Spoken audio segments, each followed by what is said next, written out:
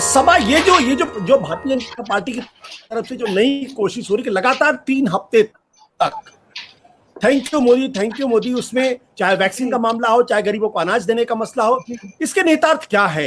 क्या जो रविकांत जी कह रहे हैं कि जो लोकप्रियता में गिरावट आ रही है उसको रोकने की कोशिश है, या नए सिरे से नरेंद्र मोदी को रीस्टैब्लिश करने की कोशिश है? इसके बहुत सारे पहलू हैं। नमस्कार आशुतोष। और रविकांत जी ने शायद मेरी किताब का वो चैप्टर पढ़ा है जहां मैंने लिखा है कि 2002 के चुनाव में वो हिंदू हृदय सम्राट थे।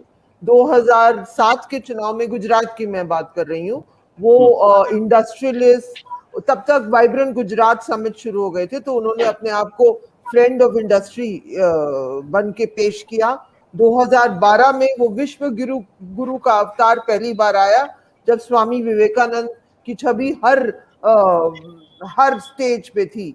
और जब वो दिल्ली के तरफ, जब उनकी नजर दिल्ली के तरफ पड़ी, तो 2014 का चुनाव, हिंदुस्तान का सबसे महंगा चुनाव, सबसे ब्रांडेड, ये सब हो गया। ये सब हम लोग सब जानते हैं, ये कोई मैं खास बात नहीं कह रही हूँ।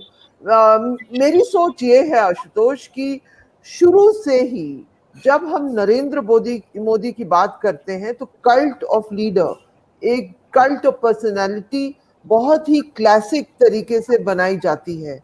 अब बीजेपी के पास 2-3 चीजें, एडवांटेजेस ये हैं कि ऑपोजिशन में कोई क्लैरिटी नहीं है। दूसरी बात, हिंदुत्व एक चीज है जो उनके लिए काम करती है। और तीसरा पहलू ये है कि नरेंद्र मोदी की छवि वो मानते हैं, पार्टी मानती है कि उसको, कि चाहे लोग भारतीय जनता पार्टी के खिलाफ हो, उस हद तक मोदी के खिलाफ नहीं है। ये हमको मीडिया के नैरेटिव्स बताते हैं। आपने कहा है कि इंडिया टुडे के सर्वे ने दिखाया है कि उनकी इमेज डाउन हो रही है। ये जरूर उनके लिए परेशानी की बात होगी, लेकिन ये जो कैंपेन जो शुरू किया है, ये बस अब बीजेपी ऐसे ही बन गई है कि मोदी, हिंदुत्व, मुसलमानों की तरफ नफरत, इसके अलावा और कुछ है ही नहीं।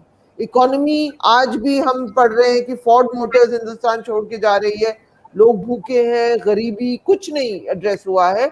लेकिन हिंदुत्व, नफरत और नरेंद्र मोदी की छवि, यही भाजपा मानती है कि यही काम करती है, यही उनके लिए यही उनके स्ट्रेंथ्स हैं।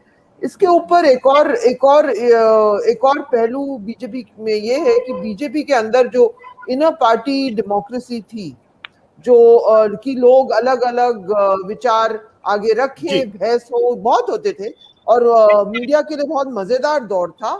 हम लोग इनफाइटिंग कहते थे, इनफाइटिंग, लेकिन पार्टी काफी ओपन थी, हाईकमांड पार्टी से अलग थी। अब भारतीय जनता पार्टी, जो विश्व में हम देखें, जो लीडरशिप के जो कल्ट्स बनते हैं, अब हम लोग लोकतंत्र से एक अथॉरिटेरियन फिगर को चूज करते जा रहे हैं, और यही फिनोमिना हम नरेंद्र मोदी में देखते हैं। आपको याद होगा कुछ ही महीने पहले, शायद फरवरी में, इस साल की शुरुआत में, स्टेडियम या फरवरी या मार्च में, एक हिंदुस्तान का या दुनिया का सबसे बड़ा क्रिकेट स्टेडियम को उसमें नरेंद्र मोदी का नाम दिया गया। दूसरी बात, हमारे कोविड सर्टिफिकेट्स में उनकी फोटो आई। हर तरीके से ये कल्ट ऑफ लीडरशिप बनाई जा रही है बीजेपी की तरफ से, और बहुत ही क्लासिक टेम्पलेट है। जो अथॉरिटेरियन फिगर जो लोकतंत्र से आते हैं, इसके ऊपर काफी रिसर्च भी हो चुका है।